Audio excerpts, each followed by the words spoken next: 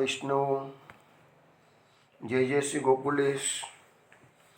વૈષ્ણવ સત્સંગમાં ગઈકાલે આપણે બલરામજી જે વિચારતા હતા કે આ ભગવાનની કઈ માયા છે, માનુષી માયા, આસુરી માયા કે દેવી માયા, પરંતુ બલરામજી કોઈ નિર્ણય કરી શક્યા નહીં. એટલે એમને લાગ્યું આ મને પણ મોહ પમાડે છે, એટલે ચોક્કસ આ મારા સ્વામીની જ માયા છે. હવે બલરામજી જે નિર્ણય કરે છે એ પોતાના જ્ઞાન ચક્ષુથી જોઈને નિર્ણય કરે છે. તો શું નિર્ણય કરે છે એ વાત આપણે પછી જોઈશું. પહેલાં આપણે એક ધમાર શ્રવણ કરીએ. આજે તો છબીલો લાલ પ્રાતહી ખેલન ચલ્યો, સખા સંગ લાય લીએ પ્રેમ ગારી ગાય કી. આજે તો છબીલો લાલ પ્રાતહી ખેલન ચલ્યો, સખા સંગ લાય લીએ પ્રેમ ગારી ગાય કી. ખેલત ખેલત વૃષભાન જુકી પોરિયાએ, હોરી બોલે પ્યારો મન ભાય કે, સખા સંગ લાય લીએ પ્રેમ ગારી ગાય કી. છબીલી રચો ઉપાય શ્યામ કોલીને બુલાય, મૈયા કી દ્રષ્ટિ બચાય લીને ઉરલાય કી. અરસ પરસ દો મહારસ બીને, સહચરી સુખ પાવે રસિક મુખ ગાય કે. આજ તો છબીલો લાલ પ્રાતહી ખેલન ચલ્યો, સખા સંગ લાય લીએ પ્રેમ ગારી ગાય કી. સખા સંગ લાય લીએ પ્રેમ ગારી ગાય કી. વૈષ્ણવો, આ ધમાર આપે વિભાસ રાગમાં શ્રવણ કર્યું. હરિરાજી મહાપ્રભુજી સમજાવે છે કે આજે તો છબીલો લાલ એટલે અમારા શ્રી કૃષ્ણ આજે બહુ સુંદર રૂપ ધારણ કર્યું છે. પ્રાતઃ ખેલણ ચલ્યો, સવારના સવારમાં પૂરી ખેલ માટે ઘેરથી નીકળી પડ્યા છે. સખા સંગ લાય લીએ ગારી રહ્યો ગાય કે. બધા સખાઓને સાથમાં લીધા છે. પ્રેમથી હોરીની ગારો ગાતા ગાતા આગળ વધી રહ્યા છે. ક્યાં છે? ખિલત ખિલત સબ વૃષભાન ઝુકી પોરિયાએ. બધાની સખા મંડળી સાથે શ્રી કૃષ્ણ ખેલતા ખેલતા મસ્તી કરતા કરતા ગુલાલ ઉડાડતા ઉડાડતા બરસાનામાં વૃષભાનજીના મહેલના દ્વાર પર આવી ગયા છે. હો બોલે બોલ પ્યારી મન ભાઈ કે. હવે બધા સખાઓ મોટે મોટેથી હોરી હોલી હોરી હો એમ મોટેથી પુકાર કરે છે. અને ઘરમાં જે રાધાજી બિરાજમાન છે એમનું મન પણ આ હોળી ખેલમાં સંમિલિત થવા માટે મન થઈ ગયું કે છે એમનું. હવે એ સખીઓ સાથે રાધાજી પણ દ્વાર પર તો આવ્યા. હવે કહે છે કે છબીલી પ્યારી રચો ઉપાય શ્યામ કો લીએ બુલાય. હવે રાધાજીને હોળી ખેલ ખેલતા આ શ્યામ સાથે એકાંતમાં ખેલ ખેલવાની ઈચ્છા થઈ ગઈ. એટલે કે જે સખીઓએ ભેગી થઈ અને રાધાજીની ઈચ્છાને પૂર્ણતા કરવા સખીઓએ એવો ઉપાય રચ્યો. હવે અહીંયા કીર્તનમાં કયો ઉપાય રચ્યો છે એ અહીંયા બતાવ્યું નથી, પરંતુ બીજા કીર્તનોમાં એ વસ્તુ બતાવવામાં આવેલી છે કે એટલો બધો ગુલાલ વાળ્યો તો ઓલું કહે છે ને કીર્તન કે રસિયા કો નાર બજા બનાવો રી. એવું રસિયો આવે છે ને, રસિયા કો નાર બનાવો રી, એટલે કે ભગવાનને સખાઓની મંડળીમાંથી સખીઓ ઉઠાવી જાય છે અને એને બળજબરીથી એને સખીનો વેશ ધારણ કરાવે છે. એટલે કહે છે કે રસિયા કો નાર બનાવરી, એટલે રસિયાને ભગવાનને નારી બનાવી દીધી છે કે છે અહીંયા. અને એ પ્રકારે એનું પિતાંબર કાઢી એનું ચૂંદડી ઓઢાડી છે, શણગાર બધા કરાવેલા, જેવા બધા અલગ અલગ પ્રકારના કીર્તનો આવે છે. તો એવી રીતે ભગવાનને અહીંયાથી લઈ લીધા છે આ લોકોએ. અને છબીલી પ્યારી રચો ઉપાય, એટલે આવી રીતે એમની સખીઓએ આ રાધાજીનું માન, રાધાજીની ઈચ્છાને પૂર્ણ કરવા કનૈયાને આમાં ઉઠાંતરી કરી છે. શ્યામ કો લીએ બુલાય, એટલે શ્યામને આવી રીતે બોલાવી લીધા છે. મૈયા કી દૃષ્ટિ બચાઈ લઈને ઉર લાઈ કી. હવે અહીંની મૈયાની એટલે કે કીર્તિરાણીને ખબર પણ ના પડે, કારણ કે પેલી એ સખીનું રૂપ ધારણ કર્યું ને કનૈયાનું. અને પછી કહે છે રાધાજી એને આલિંગન ઉર લાય કે એને પોતે ગળે વર્ગે છે. અરસ પરસ હર્ષ દઉં મહામોદ રસ પીને. અને બંને જણા એકાંતમાં હોળી ખેલ ખેલી રહ્યા છે, હર્ષાઈ ગયા છે કે જે ખુશખુશાલ થઈ ગયા છે કે છે. મહામોદ રસ ભીને, અને અતિશય રસભીના થઈ અને આ ખેલ ખેલ્યા છે. સહચરી સુખ પાવે મહા, અને આ પ્રિયા પ્રિયતમનું મિલન અને એકાંતિક હોળી ખેલ જોઈ અને જે આ સહચરીઓ છે, સખીઓ છે, એમાં સુખ પ્રાપ્ત કરી રહી છે કે છે. કારણ કે આ બધાને શું છે કે સખા હોય કે સખી હોય, પુષ્ટિ માર્ગનું જે મુખ્ય તત્વ તત્ સુખની ભાવના, એટલે સહચરીઓ પણ રાધાજીને સુખી જોઈને આનંદિત થાય, અને ભગવાનના સખાઓ છે એ પણ કૃષ્ણને સુખ પ્રાપ્ત કરે, તો એ જ એમનું સુખ છે કે છે. પણ હરિરાજજી મહાપ્રભુજી શું કહે છે? રસિક મુખ શું ગાય કે. સહચરીઓ તો આ લીલામાં આનંદ પ્રાપ્ત કરે છે જોઈને, ભાગ લઈને, પણ રસિક રાય છે એટલે રસિક પ્રીતમ એટલે હરિરાજજી મહાપ્રભુજી કહે છે હું તો મારા મુખેથી આ લીલા ગાઈને સુખ પ્રાપ્ત કરું છું. આ જો ખરો શબ્દો અહીંયા સમજવાના છે. રસિક મુખ સો ગાય કે.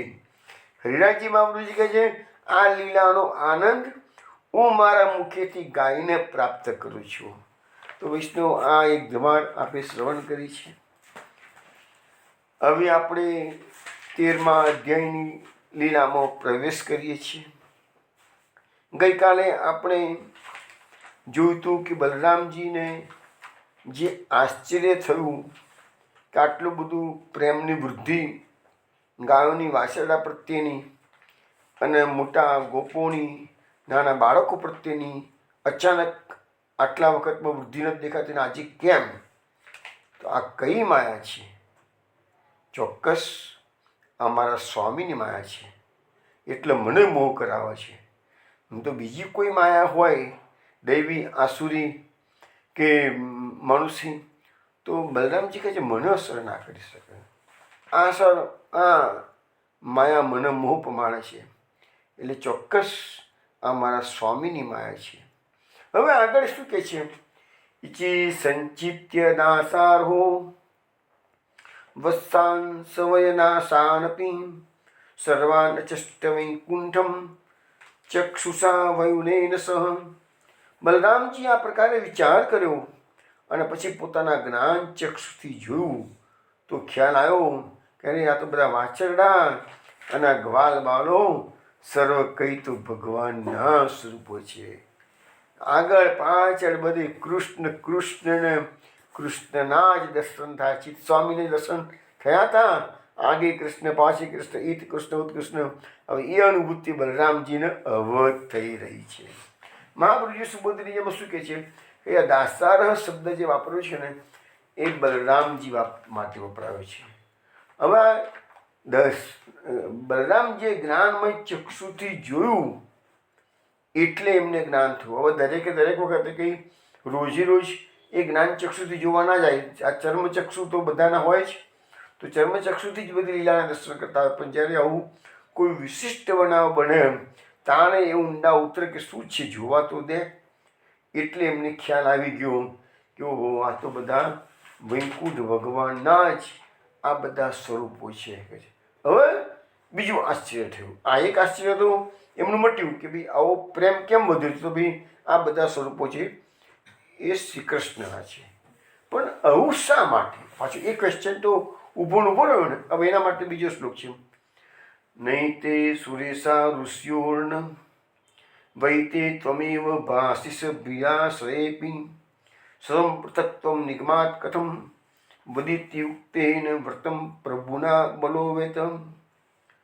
બલરામજીએ વિચાર્યું, બલરામજીએ ભગવાનને કહ્યું આ દેવો નથી, આ ઋષિઓ પણ નથી, આશ્રય જુદો હોવા છતાં સર્વમાં આપ જ જણાવો છો, તો પછી આ જુદાપણું કેમ આટલા સ્વરૂપો ધારણ કેમ કરાય? એમ તે વેદની બાણીથી મને સમજાવો.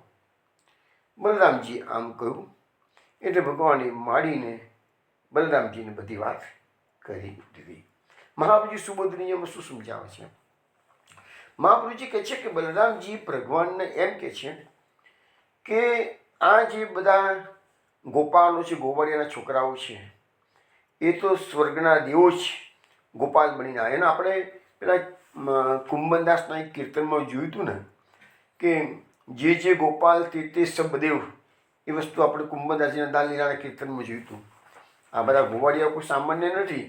એકચ્યુઅલી તો શું છે કે અહીંયા કીર્તનમાં લખેલું છે ને અહીંયા આ શ્લોકમાં લખેલું છે.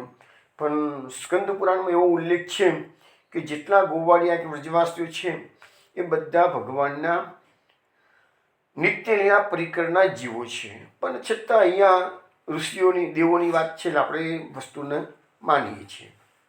બીજું આ વાછરડા જે છે ને એ ઋષિ મુનિઓ આવ્યા છે. તો ઋષિ મુનિઓ છે એ વાછરડા છે. ગોવાળિયાઓના છોકરાઓ છે એ બધા દેવો છે. પણ અત્યારે બલરામજી જોયું તો નથી દેવો દેખાતા. એટલે અસલ સ્વરૂપ જે હતું દેખાતા ગોવાળિયા, દેખાતા વાછડા, પણ અસલમાં જો જ્ઞાન ચક્ષુથી બલરામજી જોયું હોત તો એમને ઋષિઓને દેવો દેખાયો. પણ આજે એ નથી દેખાતા. આજે દેખાય છે શ્રી કૃષ્ણના સ્વરૂપો બધા. તો અહીંયા મહાપ્રભુજી સુબોધનીજીમાં વિશેષ ક્લિયર કરતા કે છે આશ્રય એક જ હોય ત્યારે ભગવાન સર્વ હોય એમાં સંદેહ નથી. હવે જો આશ્રય એક હોય અને ભગવાન સર્વ હોય કેવી રીતે? તો આપણે બધા એનો આશ્રય કોણ છે? તો એકમાત્ર શ્રી કૃષ્ણ. એવી રીતે વ્રજવાસીઓમાં આટલા બધા ગોપાળો હતા, મોટા વ્રજવાસીઓ હતા, ગાયો હતા, વાછડા હતા, બધા હતા. પણ બધાનો આશ્રય કોણ હતું? એકમાત્ર શ્રી કૃષ્ણ. અને ભગવાન તો બરાબર બધામાં રહેલા જ છે. એટલે એ વાત મહાપ્રભુજી આપણને સમજાવી, આપણા મગજમાં ઉતરી ગઈ. બરાબર છે. હવે બીજી વસ્તુ આવી. પરંતુ આજે બલરામજીને જે દર્શન થાય છે કેવા થાય છે કે આશ્રય જુદા જુદા. હવે આશ્રય એક હોવો જોઈએ, એના બદલે બધાનો આશ્રય. કારણ કે આટલા બધા શ્રી કૃષ્ણના સ્વરૂપો છે અને આ બધો આશ્રય અલગ અલગ છે. એટલે જે ગોવાળિયાઓના મા બાપ છે એ પોતાના છોકરામાં ભગવાન જેટલો જ પ્રેમ કરે છે. એટલે એનો આશ્રય કૃષ્ણમાં નથી પણ પોતાના બાળકમાં છે, કારણ કે કૃષ્ણનું સ્વરૂપ છે. કૃષ્ણ જ એ બાળક બનીને આવ્યું છે. તો એટલે અહીંયા લખ્યું છે કે આશ્રયો દરેકના જુદા જુદા થઈ ગયા, પણ છતાંય એ બધામાં ભગવાન તો છે જ કે છે. એટલે બલરામજી વિચારે છે આ વાત તો બહુ આશ્ચર્યજનક છે, આવું તો કોઈ દાડો જોયું નથી. હવે લખે છે કે આ વિષયોમાં વેદોમાં કંઈ પ્રમાણ જોવા મળતું નથી. હવે વેદોની જે થિયરી છે, સિદ્ધાંતો છે, તો બલરામજી કોણ છે? વેદ સ્વરૂપ છે. તો એ કહે છે કે વેદોમાં તો આનું કોઈ પ્રમાણ જોવા ના મળે કે બધાનો આશ્રય જુદો જુદો હોય અને છતાંય ભગવાન એક હોય. એવું તો વેદોમાં પણ આવો ઉલ્લેખ તો નથી. એટલે ભગવાનની આ જે લીલા કરી છે એનું વેદોક્ત પ્રમાણ નથી, કારણ કે આ પુષ્ટિ લીલા છે. જો બરાબર સમજો વૈષ્ણવો, આ પુષ્ટિ લીલા છે. અને હું અનેક વાર કહી ચૂક્યો છું કે પુષ્ટિ લીલા જે છે એ લૌકિક વૈદિકથી પરની લીલા છે. કૃષ્ણ કરતું અકર્તું અન્યથા કરતું છે. કૃષ્ણને કરવું હોય તે કરે, કોઈ એનો માલિક નથી. તો અહીંયા આ વિષયમાં કોઈ પ્રમાણ નથી. એટલે બલરામજી શ્રી કૃષ્ણને વિનંતી કરે છે, પ્રભુ મને વેદના વચનથી સમજાવો કે આશ્રય જુદો જુદો હોવા છતાં આ બધા ભગવત રૂપો કેવી રીતે હોઈ શકે. તે વખતે ભગવાને બલરામજીને આખી લીલા જે 1 વર્ષથી થઈ રહી છે તેનું રહસ્ય સમજાવ્યું. હવે બલરામજીને ખ્યાલ આવ્યો કે આ બ્રહ્માજીનું કરતૂત છે.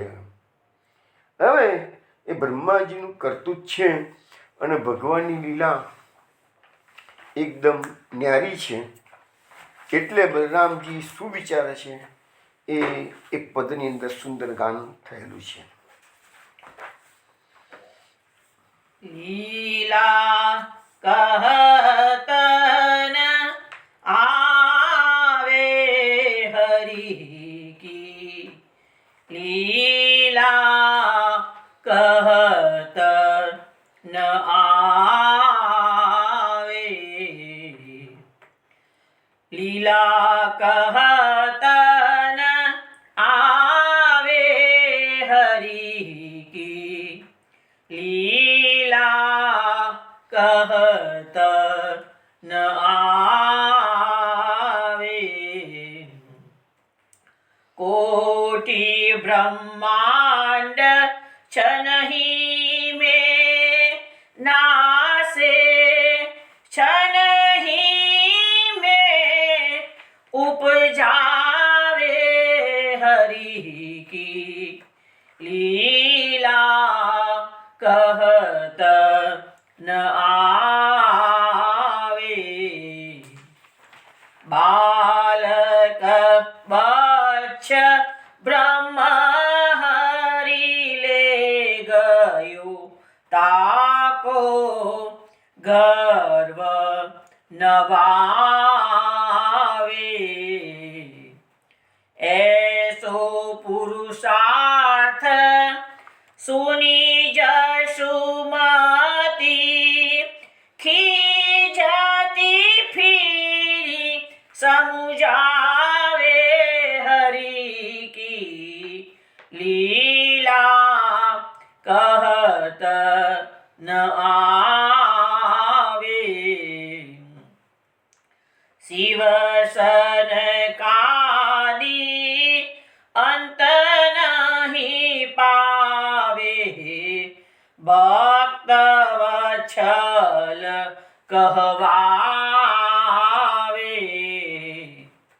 सूर दास प्रभु गोकुल में सो, घर घर गाय चरावे हरि की, लीला कहत न आवे. लीला कहत न आवे हरि की, लीला कहत न आवे. ભગવાને બલરામજીને આ લીલાનું રહસ્ય સમજાવ્યું. એટલે બલરામજી જે વિચારતા હતા એ સુરદાસજી ગાઈને બતાવ્યું. આ કીર્તન આપે નટરાગમાં શ્રવણ કર્યું છે. સુરદાસજી કહે છે, હરિ લીલા હરિ કી લીલા કહત ના આવે, હરિની લીલા કહી શકાય એવી નથી, નો પાર ના આવે. કારણ કે મેં તમને કહ્યું ને એમના થોડી પહેલાં કે વેદોક્ત પ્રમાણ પણ આ લીલાનું નથી. આ લીલાનું વેદોમાં પણ કોઈ પ્રમાણ આપવામાં આવ્યું નથી. એવું કેવી રીતે બની શકે? આશ્રય જુદો હોય છતાં ભગવાન એક જ છે, તો એવી તો કોઈ વાત વેદોમાં આવતી જ નથી. એટલે બલરામજી કહે છે કે હરિની લીલા કહેત ના, હરિલીલાના કોઈ કહી શકે એમ છે નહીં. કોટી બ્રહ્માંડ છનમી હે નાશે, છનમી હે ઉપજાવે. અરે આ પ્રભુ કેવો છે આપણો? સર્વસમર્થ છે. એક ક્ષણમાં તો કરોડો બ્રહ્માંડનો નષ્ટ કરી નાખે, અને એક ક્ષણમાં તો કરોડો બ્રહ્માંડોનું નિર્માણ કરે. વિચાર કરો તમે કેટલું એ કૃષ્ણ મહાપ્રભુજી એટલે તો કીધું છે કે પ્રભુ સર્વ સમર્થ હોય થતો નિશ્ચિંત રામ. કેમ કીધું છે કે અહીંયા સુરદાસજી પણ કહે છે એક ક્ષણમાં કરોડો બ્રહ્માંડો ઉભા કરે અને એક ક્ષણમાં કરોડો બ્રહ્માંડો નષ્ટ કરે, એવું તો સામર્થ્ય કૃષ્ણનું છે. બાલક બચ્ચે બ્રહ્મહરિ લે ગયો, તાકો ગર્વ નવાવે.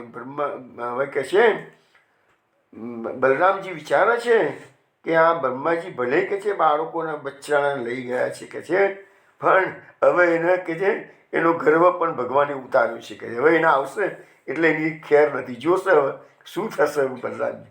બ્રહ્માજીનું કહે છે એસો પુરુષાર્થ સુની જસુમતી ખીજત ફીરી સમજાય. હવે બલરામજી વિચારે છે કે જો આ લીલાની સમજણ જો કોઈ જશોદાજીને ખબર આપશે આજે, તો કાલે કોઈ ખબર આપશે કે છે તો મારો કનૈયો આટલો સામર્થ્યવાન છે, આવો પુરુષાર્થી છે એવું જશોદાજીને ખબર પડશે ને કે છે, તો જે કોઈ એને કહેવા જશે એના પર ખીજી જશે. અરે હોય કે મારો કનૈયો મારો છોકરો છે કે છે, એ કે આવો કે જગતનો નાથ થોડો છે કે આવી બધી લીલાઓ કરવાનો તો કે છે.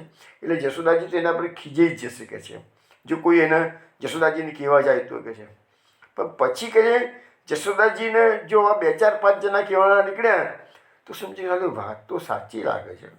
બધા મારા પ્રત્યે કહેવાયા છે કે મા તારો કનૈયાએ આમ કર્યું, મા તારા કનૈયાએ તેમ કર્યું.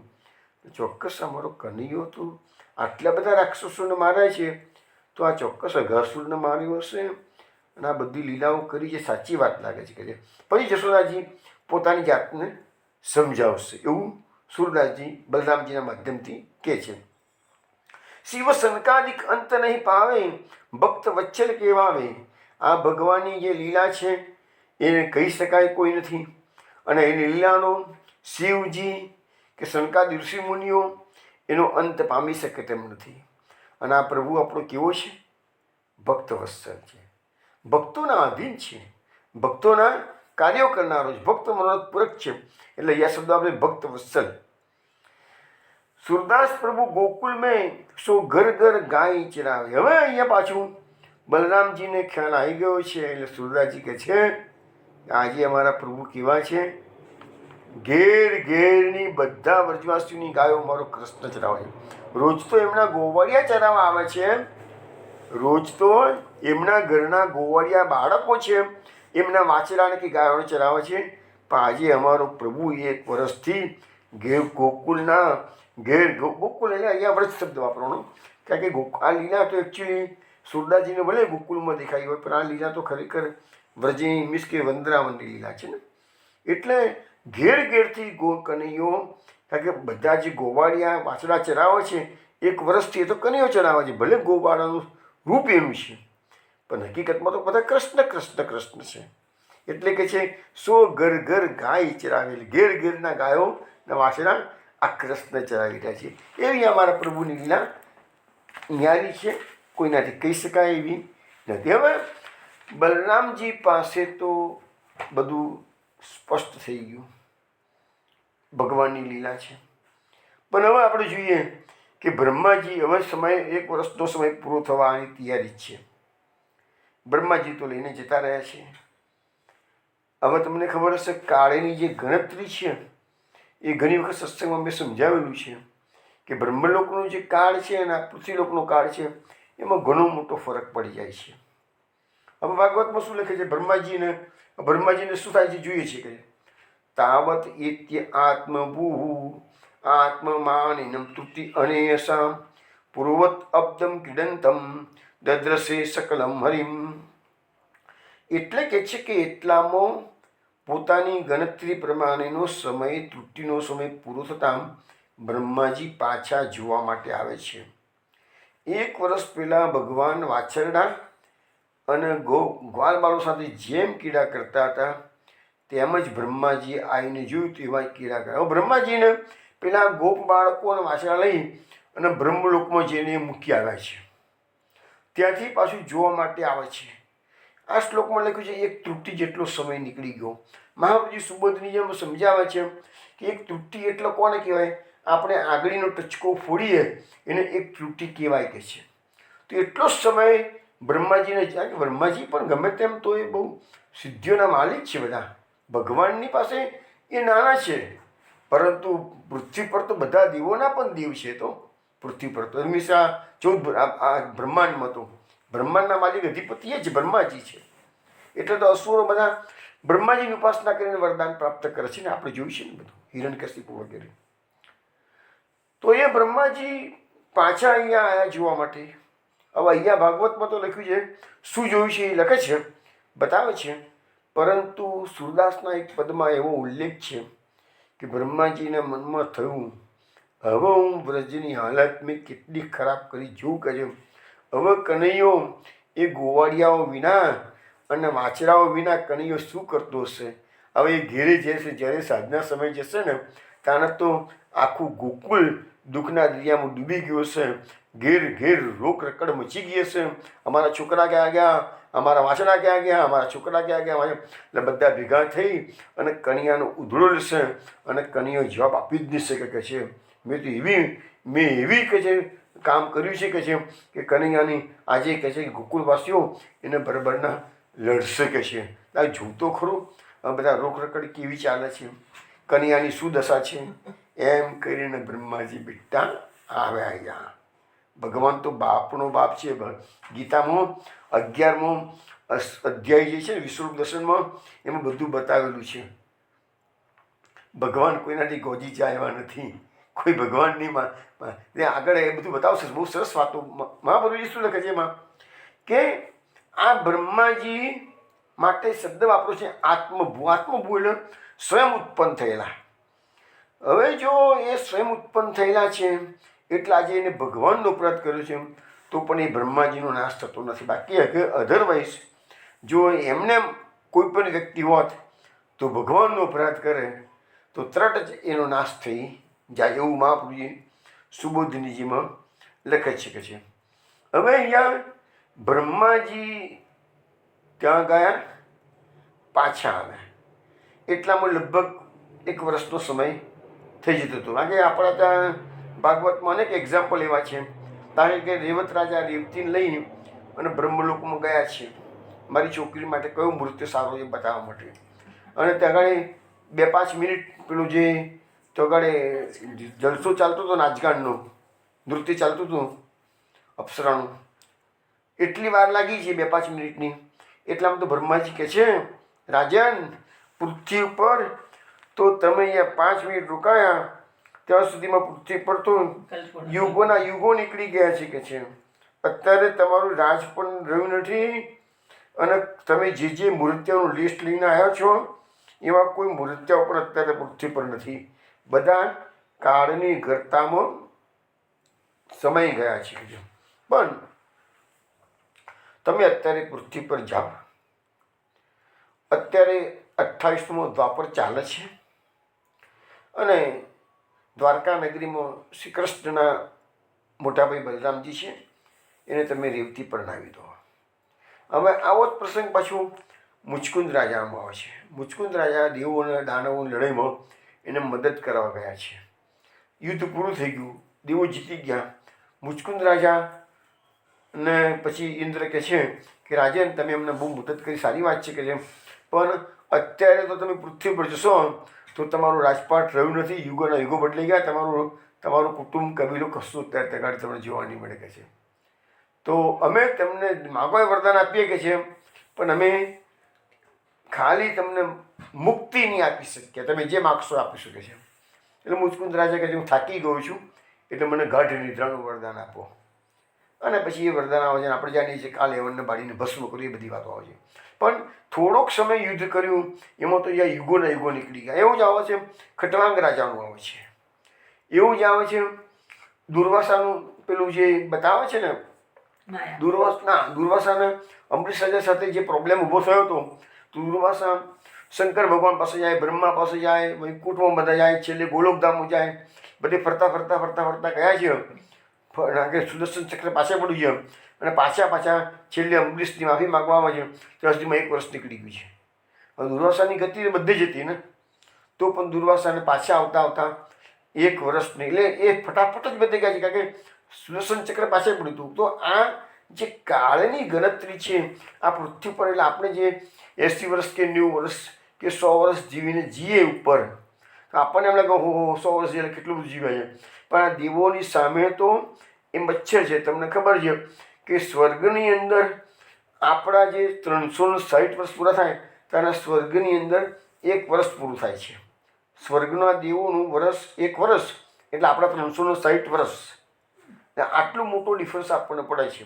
એટલે આપણે અહીંયા અને તમે ભાગવતમાં જુઓ તો બધાને આયુષ્યની પ્રચેતાઓને ભગવાન વરદાન આપે છે 10 લાખ દિવ્ય વર્ષો સુધી તો દિવ્ય ભોગવ એવા 4થા સ્કંદમાં ઉલ્લેખ આવશે બધો.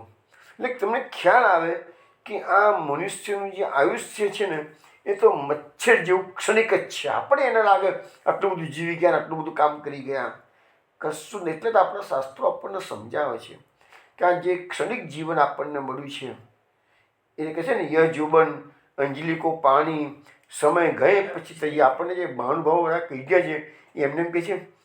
તો કહે છે સુરદાસજી એક પદમાં તો કાગજની પુત્રી કહે છે ને મેં જ્યાં હતા ઘરી કહે છે. એક પદમાં સુરદાસજીઓ આપણને કહે છે કે આ આપણું જે શરીર છે એ કેવી છે, એ કાયા કાગજ કી પુત્રી ક્ષણમે જાત ગરી. આ આપણું શરીર છે ને આપણે લાલન પાલન કરીને તગડું બડું બનાવીએ છીએ કે છે, પણ એ બધું કેવું છે કાગળની પૂતળી સમાન છે. ક્ષણમે જાત ગરી, એ સહેજ વારમાં તો પડી જઈ શકે છે. તો એવું આ ક્ષણિક જીવન છે આપણું, છતાંય દુર્લભ છે. ઘણી કૃપા ભગવાનની થાય તાને મનુષ્ય જન્મની પ્રાપ્તિ થાય છે. એટલે વૈષ્ણવ આપણા સત્સંગના માધ્યમથી વારંવાર સમજાવીએ છીએ કે આ જેટલો લાભ લેવો હોય હરિભક્તિનો એટલો લઈ લો, નહીં તો પાછળથી સમય ગયે પછતાઈએ જે કહે છે ને એ બધા આટલા બધા મહાપુરુષો બધા કહે છે, શાસ્ત્ર કહે શું ખોટું થોડું હોય. બ્રહ્માજીને આ પ્રકારે વાત કરી છે. એટલે બ્રહ્માજી વિચારતા ભરી ગયા કે આ થયું શું કે છે, યા આયા છે બધા ગોવાળિયાઓ એવા જ છે, એવા જ વાંચવા થયું શું કે છે.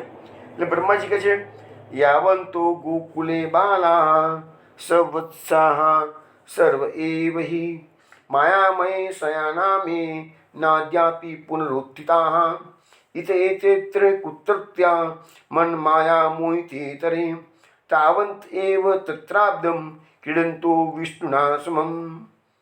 બ્રહ્માજી વિચાર કરે છે કે ગોકુલમાં જેટલા બાળકો હતા, એ શબ્દ પાછો ગોકુલ જ આવ્યો છે. જો આપણો ઓલરેડી આવી ગયું છે એટલે ધેટ મીન્સ કે આ જે લીલા છે એ પ્રક્ષિપ્ત અધ્યયન લીલા છે, એ ગોકુલની લીલા છે. આનો અર્થ એવો થાય, કારણ કે આપણે તો જે બતાવી રહ્યા છીએ એ ભગવાન ગોકુલ છોડીને વૃંદાવનમાં પ્રવેશ કરી ગયા છે, બરાબર છે. છતાં આ લીલામાં વારંવાર ગોકુલ શબ્દ આવે છે. એટલે આનો અર્થ એવો કે આ 3 અધ્યાયની જે પ્રક્ષિપ્ત લીલા છે 12, 13, 14 અધ્યાયની, એ લીલા ગોકુલની હોવી જોઈએ.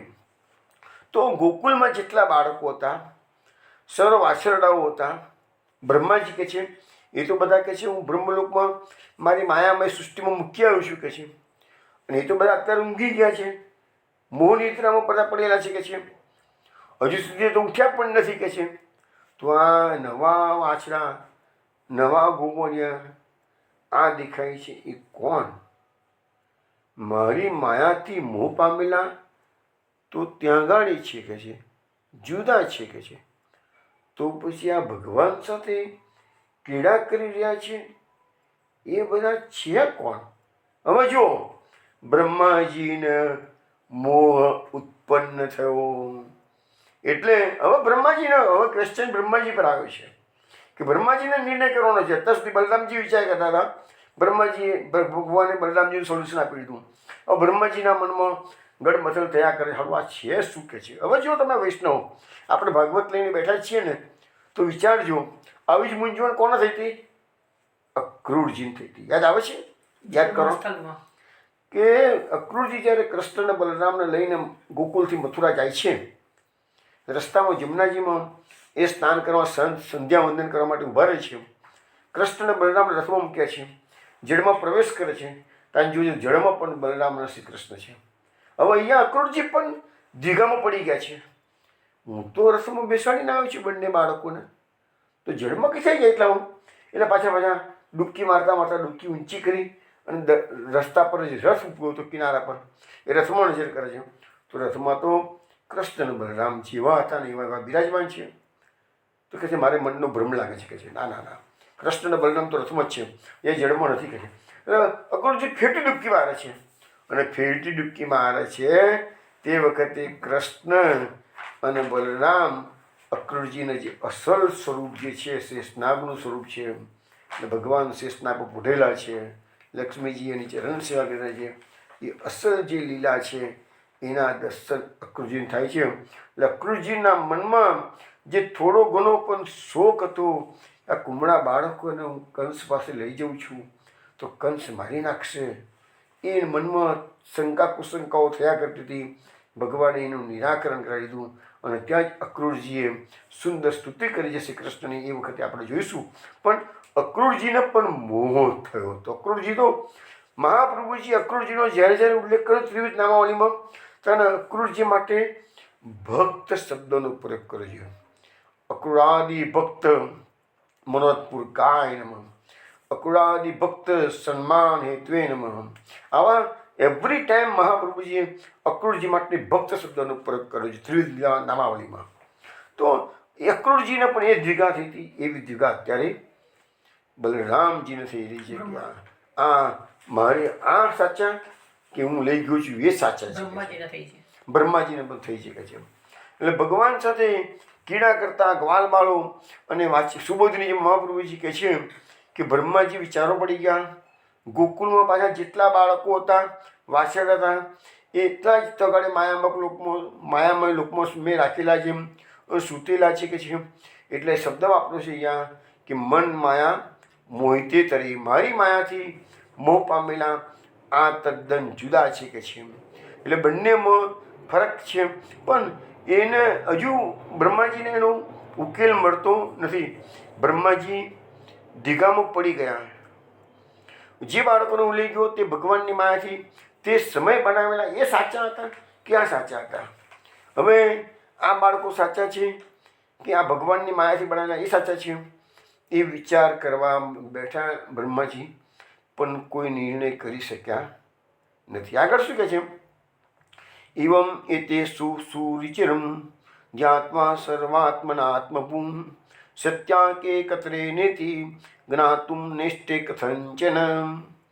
આ રીતે એમના સંબંધમાં લાંબા સમય સુધી સર્વ પ્રકારે વિચાર કરવા છતાં આમાં સાચા કયા ખોટા કયા એનો નિર્ણય બ્રહ્માજી કરી શક્યા. જો બ્રહ્માજી સમર્થ છે તો પણ આજે બ્રહ્માજી ગોથા ખાઈ રહ્યા છે. હજુ નિર્ણય કરી શકતા નથી સાચું શું અને ખોટું શું. અહીંયા સુબોધજી જેમ મહાપ્રભુજી કહે છે આ બંને પ્રકારના બાળકોના સંબંધી લાંબો સમય સુધી વિચાર કર્યા. બ્રહ્માજી પણ જાણવા સમર્થ થયા નહીં. બ્રહ્માજીએ ઘણું મંથન કર્યું, યુક્તિથી પણ જાણી શક્યા નહીં. એટલે બ્રહ્માજીએ વિચાર કર્યું કે એના કરતાં એક કામ કરું કે છે, હું બ્રહ્મલોક પાછું જોઉં છું એ લોકો તગાડી બેઠેલા ને અહીંયા કોઈ કારણસર આવી તો કોઈ બીજી કોઈ શક્તિથી આવી તો નથી ગયા ને કે છે. એટલે બ્રહ્માજી પાછા બ્રહ્મલોકમાં ખરાખરી કરવા, ચેક કરવા જાય છે. હવે બ્રહ્માજી પાછા બ્રહ્મલોકમાં જાય છે. શું થાય છે એ ભાગવતમાં નથી બતાવ્યું, પરંતુ પુરાણોમાં એ કથા આવે છે, એવું તમને શ્રવણ કરાવું છું. ભગવાનને 1 વર્ષની અંદર આ લીલા પૂરી કરવાની છે. સમય થઈ ગયેલો છે એટલે ભગવાને એક નવી લીલા કરી છે જે ભાગવતમાં નથી વર્ણવવામાં આવી. ભગવાને બલરામજીને કહી તો દીધું, પછી બ્રહ્માજીને પણ શાંત ઠેકાને લાવવાની હતી. એટલે ભગવાને બ્રહ્માજી જે ચેક કરવા આવ્યા સાચા કયા ખોટા કયા, એની પહેલાં ભગવાને બ્રહ્માજીનું પણ રૂપ લયું અને બ્રહ્મલોકમાં પહોંચી ગયા. અને જે ગેટકીપરો જે દરવાજા ઊભા હતા બ્રહ્મલોકના દરવાજા પર, એમના દ્વારપાલો, એને કહી દીધું કે જો હું અંદર જઉં છું, આજકાલ આ દેવોમાં થોડી કોમ્પિટિશન ચાલી રહી છે. એટલે એક દેવ છે ને એ નકલી બ્રહ્માનું સ્વરૂપ બની અને અહીંયા આવવાનો છે, મને ખબર છે કે છે, તો તમે એને મેઠી પાક ચકાડજો અને ભગાડી દેજો કે છે. આજકાલ નકલી બ્રહ્મલોકમાં આવવાનો છે, તમારો જેવો ગેટ પર આવે ને તો મને પૂછવા ના ઊભા રહેશો, તમે એને મેઠી પાક ચકાડીને ભગાડી દેજો કે છે. એટલે આમ ભગવાન જે બ્રહ્માજીનું સ્વરૂપ ધારણ કર્યું છે એ અંદર બ્રહ્મલોકમાં પ્રવેશ કરી ગયા દ્વારપાલોને શીખવાડીને. હવે પેલા બ્રહ્માજી જે ખરેખર બ્રહ્માજી છે એ પેલા બાળકોને મેં સાચા રાખ્યા હતા, એ ક્યાં એ સાચા છે ખોટા એ ચેક કરવા માટે બ્રહ્મલોકમાં જેવા ગેટમાં દાખલ થાય છે પ્રવેશ દ્વારમાં, તો પેલા પ્રવેશ દ્વાર પર જે દ્વારપાલ ઊભા હતા એને ભગવાન કહીને શીખવાડીને ગયેલા બ્રહ્માજી કે પેલો નકલી બ્રહ્મા આવવાનો છે, એને તમે મારજો કે છે, મારા જેવો ડીટો હશે કે છે, તમે એને મારજો કે છે અને એને ભગાડી દેજો કે છે. એટલે પેલા દ્વારપાલોએ સટાસટ દેવા મળી એની. એટલે બ્રહ્માજી કહે તને ખબર પડે છે કે હું આ બ્રહ્મલોકનો માલિક છું કે છે, તમે મને અંદર કેમ જવા અટકાવો છો કે છે. આ ભૈરા તું એનો માલિક, બ્રહ્મલોકનો માલિક, અમારા સ્વામી તો અંદર આરામ કરે છે કે છે. અમારા સ્વામી અમને કહીને કહે છે તું તો સ્વર્ગનો કોઈ દેવ છે અને બ્રહ્માનું રૂપ ધારણ કર્યું છે. અમારા સ્વામી કહીને કહે છે ને મારીને ભગાડી ચૂકે છે. ભાગ તો ભૂરે તો તારી ખેર નથી કે છે. એટલે બધા દ્વારપાલોએ પેલા બ્રહ્માને બરાબરનો ટીપી નાખ્યો. એટલે બ્રહ્માજી સમજી ગયા બહુ મોટી ભૂલ કરી છે, જગતના નાથનો અપરાધ કર્યો છે, દંડ સારું થયું, દંડ મને અહીં જ મળી ગયો, નહીં તો મહાભારી દંડ મને મળતો. બ્રહ્માજી પાછા વંદરાવનમાં ગોકુળમાં આવે છે અને ભગવાનના પગમાં પડે છે. એને ખ્યાલ આવી ગયો કે આ બધું મારા દ્વારપાલો આવા ખરાબ ના હોય, પણ આ બધી લીલા મારા સ્વામીની છે. અને હવે જે શ્લોક બોલે છે એટલો સુંદર શ્લોક છે ભાગવતમાં, બ્રહ્માજીને રિયાલિટી સમજાઈ ગઈ છે. શું કહે છે ભાગવતકાર? એવં સંમોહન વિષ્ણુ વિમોહમ વિશ્વમોહનમ સ્વયૈવ માયા જોપી સ્વયમેવ વિમોહિત. અહીંયા આ એક જ શ્લોકમાં 4 વખત મોહ શબ્દોનો પ્રયોગ વ્યાસ મહર્ષિએ કર્યો છે. એક જ શ્લોકમાં. શું કહે છે જુઓ, સાંભળો, બહુ સરસ શ્લોક છે કે બ્રહ્માજીની શાંત તો ઠેકાણે આવી ગઈ, પણ બ્રહ્માજીની દશા કેવી થઈ ગઈ છે? તો અહીંયા વ્યાસ મહર્ષિ જણાવે છે વિષ્ણુ ભગવાન કેવા છે, તો એના માટે પહેલું વિશેષણ વાપર્યું છે વિશ્વમોહન. આ વિષ્ણુનું કાર્ય આખા વિશ્વને મોહ પમાડવાનું છે. એક વાત કહી, એ વિષ્ણુ પોતે કેવા છે, ભલે આખા વિશ્વને મોહ પમાડે છે, પોતે કેવા છે? વિમોહમ એટલે એ મોહ રહિત છે, એને કોઈ મોહ ના પમાડે. વિષ્ણુ ભગવાન ક્યારેય કોઈનાથી અંજાય નહીં કે કોઈ માયાથી મોહ પામે એવા વિષ્ણુ ભગવાનને કહે તો સર્વસમર્થ છે. કૃષ્ણ જ પુરાણ પુરુષો વિષ્ણુ પુરુષોત્તમ ઉચ્ચતે લઈ આ વિષ્ણુ એટલે કૃષ્ણ માનવાના. તો વિષ્ણુ ભગવાન વિશ્વને મોહ પમાડનારા છે, પણ છતાં પોતે નિર્મોહી છે. 2 વાત આવી, બરાબર છે. હવે આ બ્રહ્માજીના કેવા કરતૂત છે? તો એવમ સંમોહન વિષ્ણુ. હવે બ્રહ્માજી વિષ્ણુ ભગવાનને મોહ પમાડવા ગયા, એટલે કે હું એને હેરાન કરું કે જે આ અઘાસુરને મારો છે એ ખરેખર જગતનો નાથ છે કે બીજું કોઈ બાળક છે, બીજી કોઈ શક્તિ છે.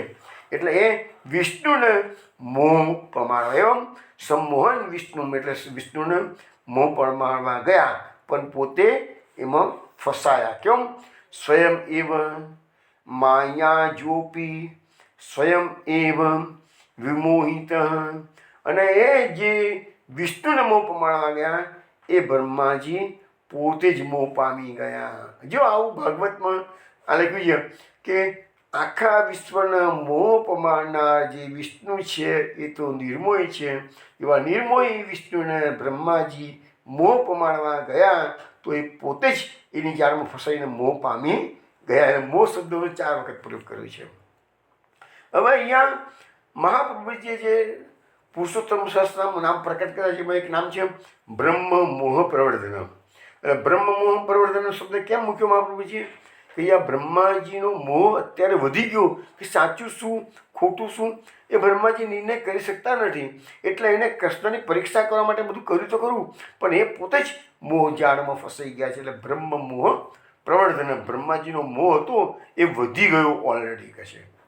હવે આગળ શું કહે છે એમાં કે તેભ્યામ તમોવન નૈહારમ ગદ્યોતાચીરિવાહણી મહતિત રમા અમા વૈશ્યમ નિયંતિ આત્મનિ યુંજિત. અહીંયા એમ કહેવા માંગે છે અંધારી રાતમાં ઝાકળના અંધકાર પ્રમાણે, દિવસમાં આજ્ઞાના પ્રકાશ પ્રમાણે જે કોઈ મોટા માણસ પર પોતાની માયા કે ઐશ્વર્ય યોજે છે, તે માયા કે ઐશ્વર્યનો મોટા પુરુષની માયા નાશ કરે છે. આ એક સરસ થિયરી આપણને એ સમજાવવામાં આવે છે કે ભાઈ રાતના સમયમાં ઝાકળ જ્યારે પડે તો ઝાકળના કારણે વાતાવરણ જ્યારે ધૂંધળું થાય અથવા તો અંધારા જેવું થઈ જાય અથવા તો ધુમ્મસ થતું હોય તો કહે છે કે દિવસના જો ધુમ્મસ થાય તો અંધકાર તો આપણને ખબર પડે કે ભાઈ અંધારું થઈ ગયું છે, દેખાતું નથી કહે છે. પણ રાત્રે ગમે એટલું ધુમ્મસ થયું, ગમે એટલું ઝાકળ પડે તો રાતના રામે અંધારું હોવાનું છે. તો એ ઝાકળના અંધારાની અસર થતી નથી. એવી રીતે આજ્ઞાનો પ્રકાશ રાત્રે થાય તો ખબર પડે કે આજ્ઞો ચમકી રહ્યો છે, પ્રકાશી રહ્યો છે, તો થોડુંક કોઈકને પણ હેલ્પફુલ થઈ શકે. પણ દિવસમાં જો આજ્ઞાનો પ્રકાશ થાય તો દિવસમાં તો સૂર્યનો પ્રકાશ ઉગેલો જ હોય છે. તો સૂર્યના પ્રકાશ સામે આજ્ઞાના પ્રકાશ થાય તો શું, ના થાય શું, એટલે નિષ્ફળ જવાનો જ આજ્ઞાનો પ્રકાશ કોઈને હેલ્પફુલ થતો નથી. આ બે ઉદાહરણ આપવામાં આવ્યા છે.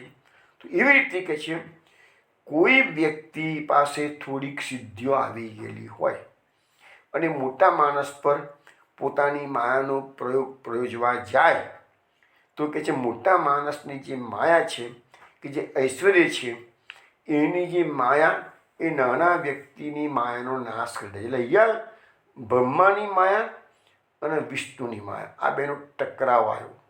તો અહીંયા મહાપ્રભુજી સુબોધની એમ લખે છે કે ભગવાન અને બ્રહ્માજી બંનેમાં મોહ પ્રમાણવાની શક્તિ છે, પણ ભગવાનની શક્તિની સામે બ્રહ્માજીની શક્તિ તો અર્થહીન થઈ જાય છે.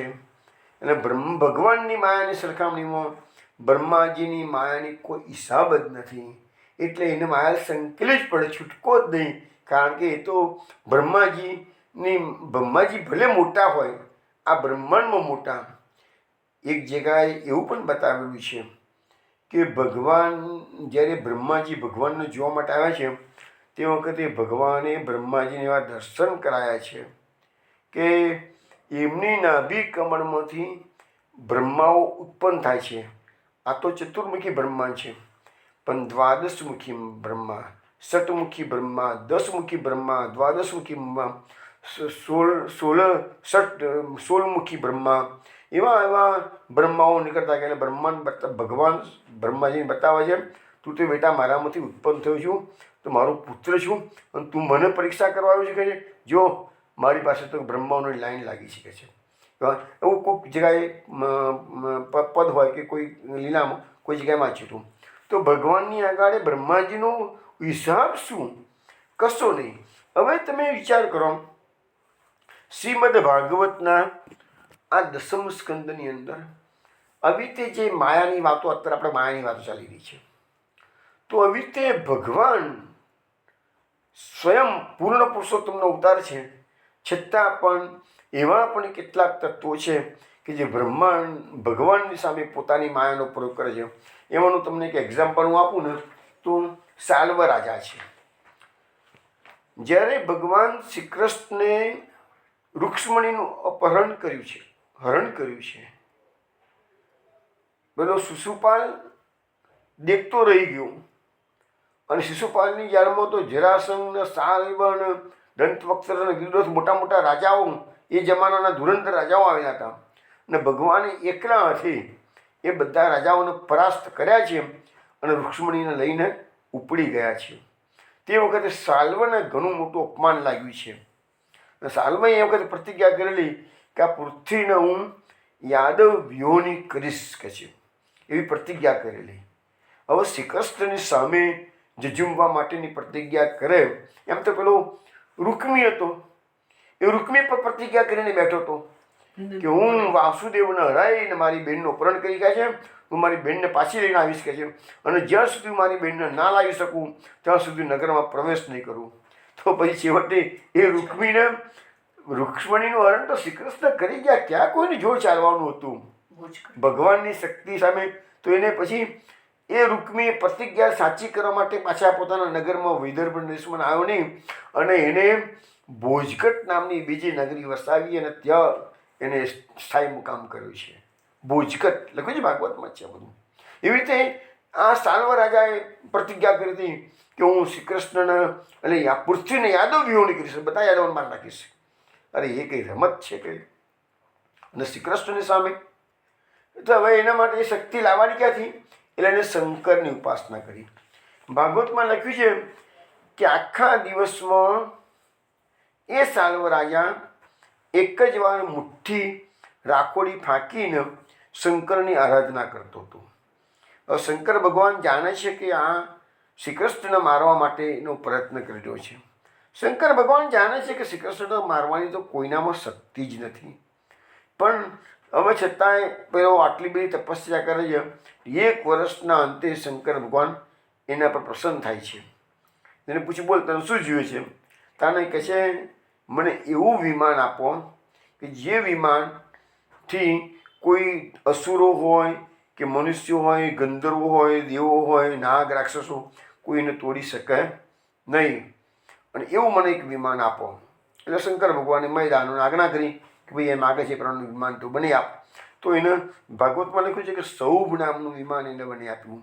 અને સૌભ નામનું વિમાનની ખાસિયત શું હતી કે આખું વિમાન છે ને એક મોટું નગર ના હોય એટલું મોટું હતું. બીજું, એક કોઈનાથી જોઈ ના શકાય એવું, એટલી સ્પીડમાં ચાલતું હતું કોઈને જોઈ જ ના શકે. પછી ચલાવનાર માણસને જ ઈચ્છે તો લઈ જઈ શકે, અને એવું મય દાનવે બનાવેલું, એવું માયામય આ સૌભ વિમાન બનાવ્યું. પણ શંકર ભગવાને એક વાત તો કરી હતી કે તને હું ભલે વિમાન આપું છું, પણ જે બ્રાહ્મણ ભક્ત હોય એની સામે આ કશું કામ નહીં આપી શકે કે છે. પણ પેલાને ખ્યાલ ના રહ્યો, પેલાને એમ. અને બીજી વસ્તુ બતાવી હતી ખાસા કે દેવો, મનુષ્યો, અસુરો, રાક્ષસો, ગંધર્વો પર અસર નહીં કરે કે છે આ તારું વિમાન, એના પર અસર એને હેરાન કર્યું, એ તારા વિમાનને અસર નહીં કરી શકે કે છે. પણ આ તો શ્રી કૃષ્ણ સ્વયં ભગવાન શ્રી કૃષ્ણ છે, સ્વયં ભગવાન છે ને. હવે એને ખ્યાલ ના રહ્યો ને, એ બધી માયા છે. એટલે એ બધી માયા લઈને શ્રી કૃષ્ણ સામે લડવા આવે છે. હવે એ બધી વાત તો ભાગવતમાં તો ઘણી મોટી છે, પણ છેલ્લે એટલું કહું કે એ પછી શ્રી કૃષ્ણની જોડે યુદ્ધ લોબુ ચાલ્યું છે સાલ્વનું, અને છેલ્લે એની માયાનો પ્રયોગ શ્રી કૃષ્ણ સામે કર્યો છે. અને ભગવાનના પિતા વસુદેવ એ માયાથી નકલી વસુદેવને એને ઉત્પન્ન કર્યા છે. અને શ્રી કૃષ્ણ સામે જઈને કહે છે, જો આ તારા પિતાનું પકડી લાવ્યો છું.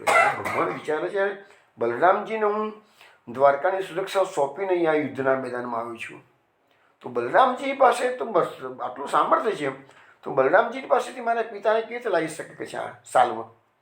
પછી છતાં બતાવ્યું છે કે જો તારા પિતા, તું આનાથી જન્મ્યો છું કે છે, જો તારી હાજરીમાં જ તારા પિતાનું શિરચ્છેદ કરું છું, તારામાં તાકાત હોય તો બચાવ તારા પિતાને કહે છે. અને સાલ્વ એ નકલી વસુદેવનું શિરચ્છેદ કરે. આવી બધી માયા એની પાસે હતી કે છે. શ્રી કૃષ્ણ ભગવાને તરત સમજી ગયા કે આ નકલી આ વાસુદેવ છે મારા પિતા નથી, પરંતુ માયાથી બધું ઉત્પન્ન કરેલું છે. એટલે ટૂંકમાં એની માયા અને આ બધું શ્રી કૃષ્ણ ભગવાનની પોતાની માયા.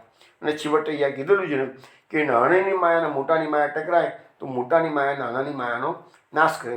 છેવટે એ સાલ્વ રાજાને મરવું પડ્યું. ભગવાને શંકરના આશીર્વાદથી ભલે એનું સૌ વિમાન હતું, ભગવાને ટુકડા કરી નાખ્યા. એટલે ટૂંકમાં ભગવાન માયાધિપતિ છે, ભગવાન માયાધીશ છે.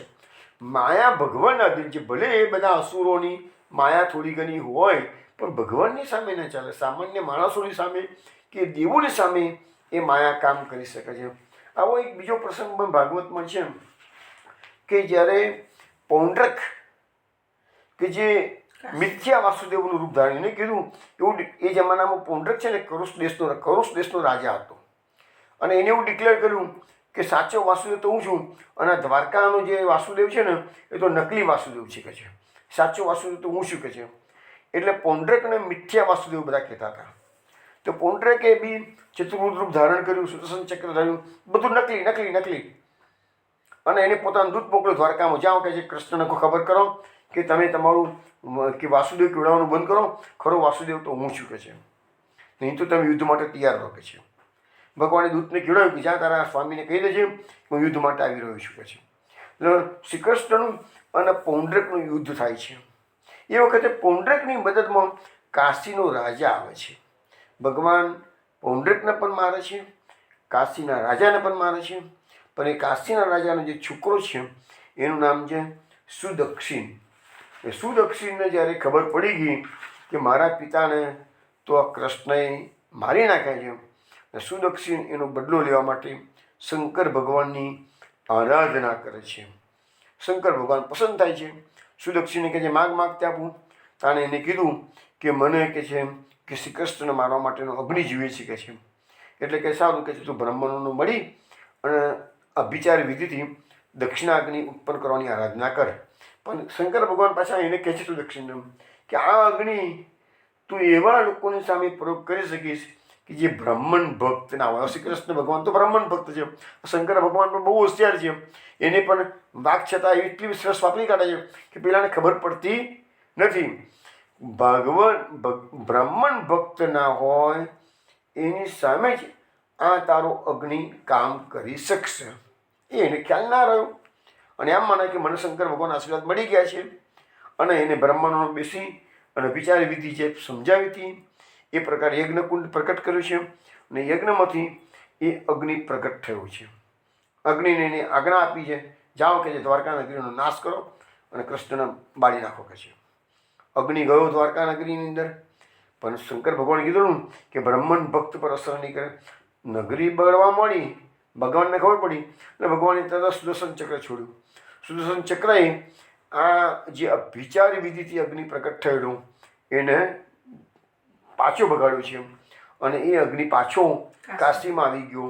સુદર્શન ચક્રએ એ અગ્નિનો નાશ કર્યો, અને સુદર્શન ચક્રને પછી આખા કાશી નગરીને બાળીને ભસ્મ કરી નાખી કે છે. તો કહેવાનો મતલબ મારો એક જ છે કે ભગવાનની સામે કોઈ પણ પ્રકારની માયા શંકર ભગવાનના આશીર્વાદ વિના તોય ચાલતી નથી. તો પછી આ બ્રહ્માજી તો કઈથી ચાલવાની હતી? તો એવી રીતે અહીંયા આપણને સમજાવવામાં આવે છે કે આપણને કહે છે ને દુનિયામાં એક કહેવત છે કે જેમ શેરના માઠી સવા શેર. દુનિયામાં કોઈ પણ માણસ ગમે તેટલો બળવાન હોય પણ એનાથી મોટો માણસ હોય જ. એટલે જ વસ્તુ છે કે ફક્ત શ્રીકૃષ્ણથી વધીને કોઈ. એટલા માટે ગીતામાં અર્જુન 11મા અધ્યાય જ્યારે વિશ્વરૂપ દર્શન યોગ આવે છે એમાં અર્જુન એક શ્લોક બોલે છે ભગવાનની સ્તુતિ કરતા. શું કહે છે? પિતાસી લોકસ્ય ચરાચરસ્ય ત્વમસ્ય પૂજ્યસ્ય ગુરુર્ગરીયાન ન ત્વત્સમો અષ્ટભિકૃતોન્યો લોકત્રયેપી અપ્રતિમ પ્રભાવન. અર્જુન શ્રી કૃષ્ણ ભગવાનને એવું કહે છે કે પ્રભુ આપ તો આ ત્રણેય લોકના ચરાચરના સ્વામી પિતા છો. એટલે અહીંયા જો પિતા એ બધાના પિતા ભગવાન છે. ગીતામાં બીજો પણ શ્લોક છે પિતાહમસ્ય જગતો માતા ધાતા પિતામહ. તો એમાં પણ ભગવાન કહે છે હું તો બધાનો પિતા પણ છું, માતામહ પણ હું છું, અને પિતામહ પણ હું જ છું કે છે. તમેવ સર્વમ મમ દેવ દેવ એક શ્લોક છે ને. તો અહીંયા પણ એ કીધું અર્જુન તમે તો ત્રણેય લોકોના પિતા છો, ચરાચરના પણ પિતા છો કે છે. પૂજ્યશ્ચ ગુરુ ગરિયાન. અરે ગુરુઓમાં પણ તમે શ્રેષ્ઠ પૂજ્ય છો કે છે. ન ત્વત્સમો અષ્ટભિક કુતોન્ય. અરે પ્રભુ આ જગતમાં તમારા સમાન કોઈ નથી, તો તમારાથી વધીને તો કોઈ હોઈ જ કીધે શકે. એટલે અહીંયા આવ્યું ને કે અર્જુન પોતે પણ કહે છે શ્રી કૃષ્ણ સમાન કોઈ નથી, ભગવાનના સમાન કોઈ નથી, તો ભગવાનથી વધીને કોણ હોઈ શકે કે છે? કારણ અપ્રતિમ પ્રભાવ. તમારો પ્રભાવ અપ્રતિમ છે, અતુલનીય છે. કોઈ તમારા પ્રભાવની તુલના કોઈ જોડે થઈ શકે એમ છે નહીં.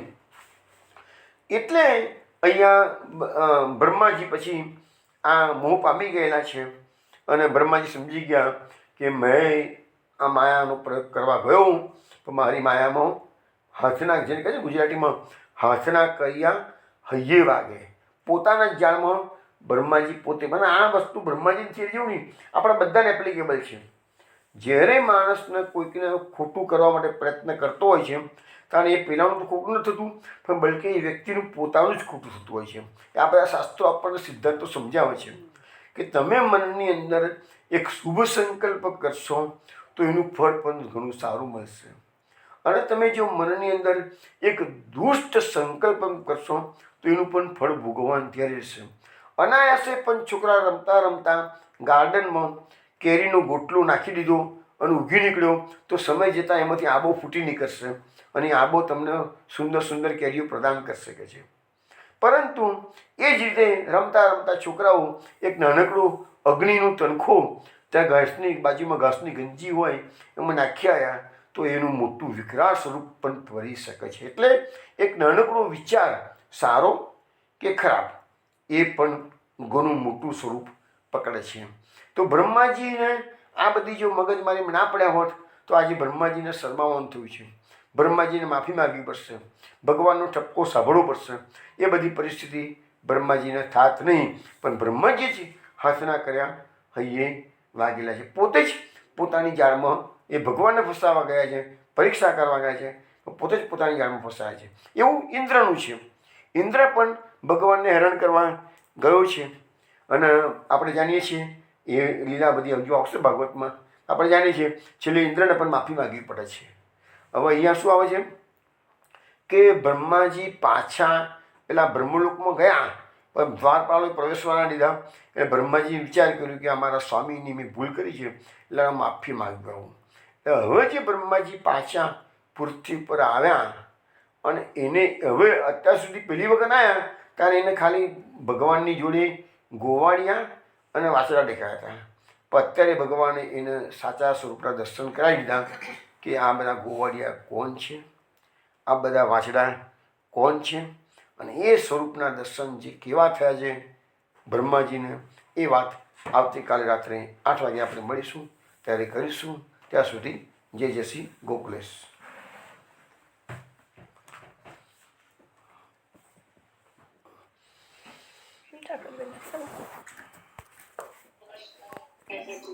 જય શ્રી ગોકુલેશ. જય શ્રી ગોકુલેશ. જય શ્રી